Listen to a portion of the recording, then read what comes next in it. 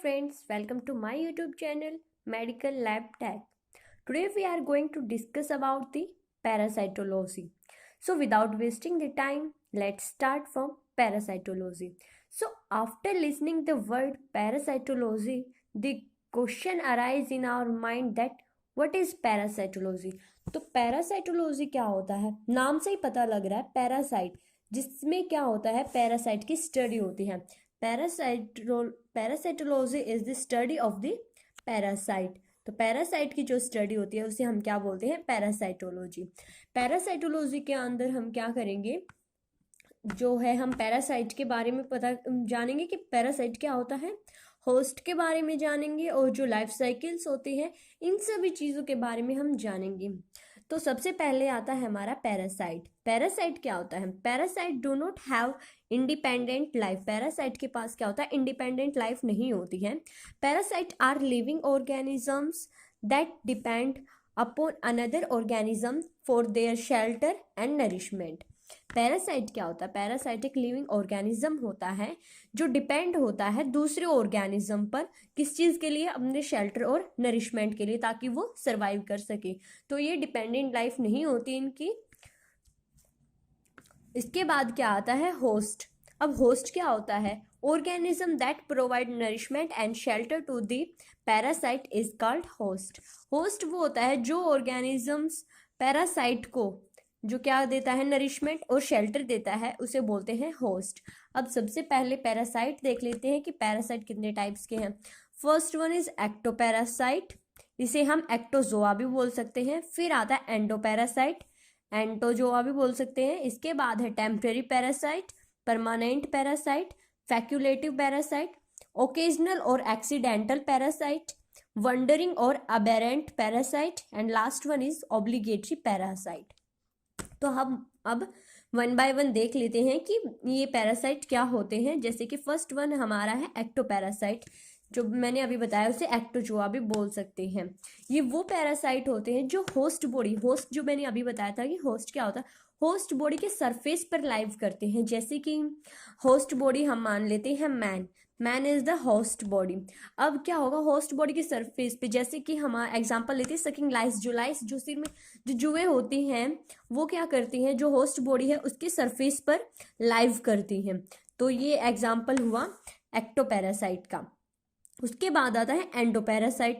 अब इसमें क्या होता है, जैसे कि प्रोटोजोआ है, टैपवॉर्म है, इसमें क्या होता है, ये तो था कि होस्ट बॉडी के सरफेस पर. अब इसमें क्या होता है, inside the host body, inside the host body. तो जो पैरासाइट होस्ट बॉडी के अंदर लाइव करते हैं उन्हें बोलते हैं एंटोजोआ या फिर एंडोपैरासाइट. जैसे कि हमारे ब्लड में जो लिव करते हैं टिश्यू में या बॉडी कैविटीज में, या जैसे कि हमारे जो डाइजेस्टिव सिस्टम होते हैं उन सभी में. इसका एग्जांपल है जैसे टैपवॉर्म. टैपवॉर्म वो होता है ना हमारी जो है स्मॉल इंटेस्टाइन, तो वो हमारे सिस्टमैटिक जो ऑर्गन होते हैं उनमें लाइव करता है, तो वो इनसाइड दी बॉडी हो गया. उसके बाद आता है टेम्परेरी पैरासाइट. इसका भी नाम से ही पता चल रहा है, टेम्परेरी पैरासाइट या परमानेंट. टेम्परेरी वो पैरासाइट होते हैं जो कि होस्ट बॉडी में एंटर करते हैं, और लेकिन होस्ट बॉडी में कर सकते हैं एंटर, या फिर surface of the host body भी कर सकते हैं, लेकिन वो क्या होता है, शॉर्ट टाइम के लिए होते हैं. टेम्परेरी में क्या होता है, शॉर्ट टाइम के लिए. जैसे कि इन्फेक्शन, कोई भी इन्फेक्शन होता है वो शॉर्ट टाइम के लिए होता है, और वो हम जैसे ड्रग्स वगैरह जो भी उसके लिए जो मेडिसिन वो ले लेते हैं, तो वो पैरासाइट वहाँ से क्या कर जाते हैं, रिमूव हो जाते हैं. उसके बाद आता है हमारा परमानेंट पैरासाइट. जैसे कि टेम्परेरी पैरासाइट पढ़ा था, ऐसे ही हमारा है परमानेंट पैरासाइट. नाम से पता चल रहा है वो पैरासाइट जो हमारी होस्ट बॉडी में या surface of the host body में एंटायर लाइफ पीरियड के लिए भी हो सकती है, जैसे कि टैपवॉर्म इसका एग्जाम्पल है. उसके बाद आता है फैक्यूलेटिव पैरासाइट. फैक्यूलेटिव पैरासाइट वो पैरासाइट होते हैं जो कि हमारी बॉडी के अंदर या फिर सरफेस पर, जो होस्ट है उसके सरफेस पर या फिर उसके अंदर डोरमेंट कंडीशन में पड़े रहते हैं. कौन सी कंडीशन में? डोरमेंट कंडीशन वो होती है जैसे कि कुछ उसे खाने पीने के लिए मिले या ना मिले, कोई फर्क नहीं पड़ता, वो वहाँ पे जो है पड़े रहते हैं. एंड द बॉडी इज, और वो क्या करते हैं, जब बॉडी की इम्यूनिटी जो डिक्रीज होती है तब वो मल्टीप्लाई होते हैं. तो इसे हम क्या बोल सकते हैं, अपॉर्चुनिटी पैरासाइट भी बोल सकते हैं। उसके बाद आता है ओकेजनल एंड एक्सीडेंटल पैरासाइट। इसका एग्जाम्पल है टिक्स। जैसे कि ओकेजनल नाम से पता चल रहा है एक्सीडेंटली किसी चीज किसी भी होस्ट बॉडी में एंटर कर जाए। जैसे कि जो बच्चे होते हैं वो देखा जाता है कि डॉग्स के साथ खेलते हैं, तो जो डॉग्स के ऊपर जो टिक्स वगैरह होते हैं, टिक्स, वो क्या होता है एक्सीडेंटली चिल्ड्रन में जो है उसके कुछ उसके पैरासाइट वो जो है उसके अंदर जो चिल्ड्रन उसमें चले जाते हैं, लेकिन उसे जाना कहाँ होता, वो डॉग्स के पैरासाइट है लेकिन वो चले गए चाइल्ड में, तो ये क्या हुआ एक्सीडेंटली वो जो है पैरासाइट उस बॉडी में एंटर कर गए। नेक्स्ट वन इज वंडरिंग और एबेरेंट पैरासाइट। मतलब कि वंडरिंग एबेरेंट ये वो पैरासाइट होते हैं जो कि होस्ट बॉडी में मतलब जैसे कि the parasite enter into host body cell where it can't survive. ऐसे जैसे कि जो पैरासाइट होता है उसे ऑप्टिमम टेम्परेचर या जो है ऑप्टिमम न्यूट्रिशन चाहिए होता है, वो उसी जगह पे जाता है जहाँ पे वो सर्वाइव कर पाता है। लेकिन अगर एक्सीडेंटली वो कहीं और चला जाता है, मतलब जैसे कि उस कंडीशन में चला जाए जहां पर वो सर्वाइव नहीं कर सकता है, उन पैरासाइट को बोलते हैं वंडरिंग या aberrant parasite. And the last one is obligatory parasite. Obligatory parasite क्या होता है, वो पैरासाइट जिन्हें अपने जो लाइफ साइकिल कंप्लीट करने के लिए एक होस्ट चाहिए होता है। अगर उनसे होस्ट नहीं मिले तो वो अपनी लाइफ साइकिल कंप्लीट नहीं कर पाते हैं। जैसे कि राउंड वॉर्म है, मलेरिया पैरासाइट है, इन सब की जब लाइफ साइकिल होती है तो इन्हें होस्ट चाहिए होता है, बिना होस्ट के ये जो सर्वाइव नहीं कर पाते हैं। तो ये था हमारा पैरासाइट और पैरासाइट के टाइप। अब हम करेंगे होस्ट के बारे में। होस्ट, होस्ट क्या होता है, होस्ट जो मैंने अभी आपको थोड़ी देर पहले बताया था कि वो जो पैरासाइट को नरिशमेंट और शेल्टर देते हैं उन्हें बोलते हैं होस्ट। होस्ट क्या है, 3 ग्रुप में डिवाइड किया गया है। First one is definitive, second one is intermediate host and the third and last one is paratenic host. तो जो डेफिनेटिव होस्ट होता है उसे हम प्राइमरी होस्ट भी बोल सकते हैं, और जो इंटरमीडिएट होता है उसे सेकेंडरी होस्ट भी बोल सकते हैं। तो जो डेफिनेटिव होस्ट होता है उसमें क्या होता है, एडल्ट या रिप्रोडक्टिव स्टेज होती है। इट मीन्स जहाँ पे सेक्सुअली रिप्रोडक्शन टेक प्लेस करता है वहाँ उसे बोलते हैं डेफिनेटिव होस्ट। और इंटरमीडिएट होस्ट वो होता है जिसमें लार्वल स्टेज होती है और एसेक्सुअली रिप्रोडक्शन टेक प्लेस करता है। जैसे कि कोई भी हम लाइफ साइकिल करते हैं, फॉर एग्जाम्पल मलेरिया पैरासाइट करते हैं, तो मलेरिया पैरासाइट में क्या होता है, मॉस्किटो जो होता है वो डेफिनेटिव होस्ट होता है और जो मैन होता है वो इंटरमीडिएट होता है। तो मतलब जो मैन के अंदर जो लाइफ साइकिल हुई है वो कैसी हुई है, एसेक्सुअल रिप्रोडक्शन हुआ उसमें। तो ये जो है एग्जाम्पल थे इसके। उसके बाद आता है last one is paratenic host. Paratenic host क्या होती है, डोरमेंट कंडीशन। डोरमेंट कंडीशन मैंने थोड़ी देर पहले आपको बताया था कि डोरमेंट कंडीशन वो होती है जो इनएक्टिव कंडीशन होती है, मतलब कुछ खाने या पीने को मिले या ना मिले ठीक है, लेकिन क्या होता है वो पैरासाइट जो डोरमेंट कंडीशन में पड़े रहते हैं उन्हें बोलते हैं उन वो जो डोरमेंट कंडीशन जो होती है पैरासाइट की उसको बोलते हैं पैराटेनिक होस्ट।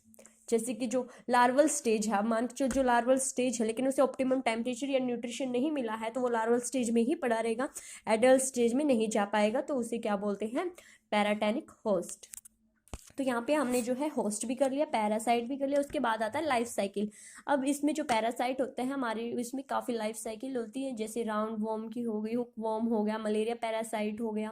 ये सभी जो है साइकिल हैं जिन जो 2 टाइप की होती है, कि होती है डायरेक्ट लाइफ साइकिल, एक इनडायरेक्ट लाइफ साइकिल।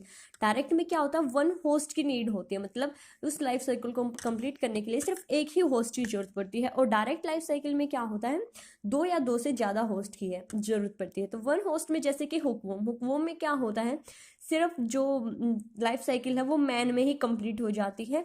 और जो direct life cycle indirect life cycle है जिसमें 2 या 2 से ज़्यादा होस्ट की जरूरत पड़ती है, जैसे मलेरिया पैरासाइट, उसमें क्या होता है, मैन होता है एंड मॉस्किटो होता है। तो ये जो हो गया ये 2 होस्ट हो गए जिसकी ज़रूरत पड़ती है मलेरिया पैरासाइट में। तो हमें अब लाइफ साइकिल का भी पता चल गया है। उसके बाद आता है mode of infection. Mode of infection का मतलब है कि जो हमारी बॉडी में इन्फेक्शन होता है या फिर कोई भी पैरासाइट एंटर करता है वो किसके थ्रू करता है, मतलब कि जब वो हमारी होस्ट बॉडी में, जैसे कि होस्ट जैसे ह्यूमन बॉडी है उसमें अगर एंटर करता है वो किसके थ्रू करता है, तो वो करता है ओरल ट्रांसमिशन। ओरल ट्रांसमिशन क्या होता है, जैसे कि कंटामिनेटेड फूड हो गया, जो मीट वगैरह खाते हैं, जैसे हमारा टेनिया सैजिनेटा एंड टेनिया सोलियम है, ये जो होते हैं वो क्या करते हैं, इनमें जो ये जो मीट होता है उसके थ्रू हमारी बॉडी में एंटर कर जाते हैं।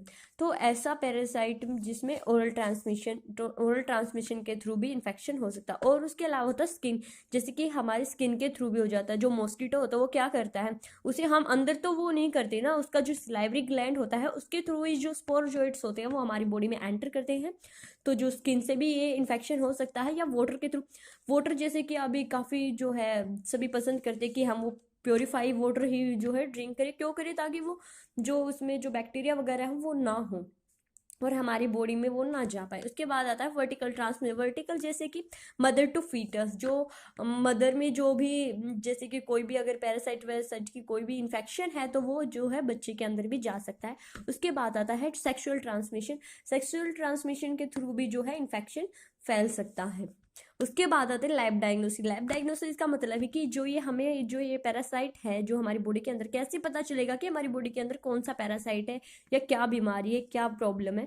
तो वो पता चलता है, उसका हम डायग्नोज करते हैं ब्लड के थ्रू। हम ब्लड के सैंपल के थ्रू भी कर सकते हैं या स्टूल सैंपल के थ्रू भी कर सकते हैं, या फिर किसी भी कल्चर मीडिया से आइडेंटिफाई किया जा सकता है कि ये कौन सा पैरासाइट है।